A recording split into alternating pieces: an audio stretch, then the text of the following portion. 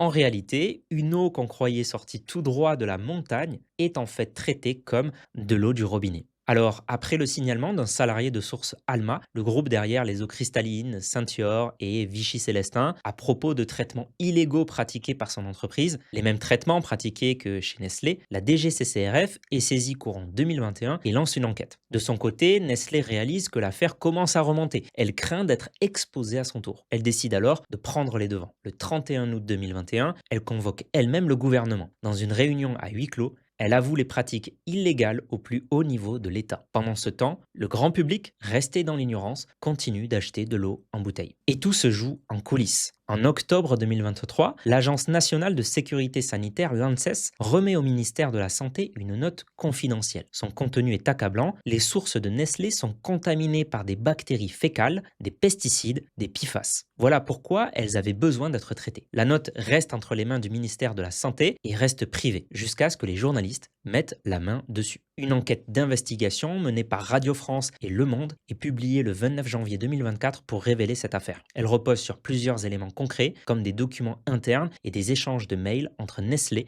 et les ministères, des notes confidentielles du directeur général de la santé recommandant de suspendre les sites Nestlé. Nestlé admet les faits et paie 2 millions d'euros d'amende en septembre 2024 pour éviter un procès. Son chiffre d'affaires eau en bouteille, 3,18 milliards de francs suisses, soit à peu près 3,5 milliards d'euros. L'amende, moins d'une journée de chiffre d'affaires. En juillet de la même année, Mediapart révèle en citant un rapport de la DGCCRF que ces pratiques existent depuis plus de 15 ans. Nestlé a vendu 18 milliards de bouteilles dont la qualité était équivalente à de l'eau du robinet à un prix 100 fois supérieur. Je parle d'investissement tous les jours et t'es toujours pas abonné, alors si tu veux te lancer, bien gérer tes finances personnelles et appliquer des stratégies simples et efficaces, abonne-toi.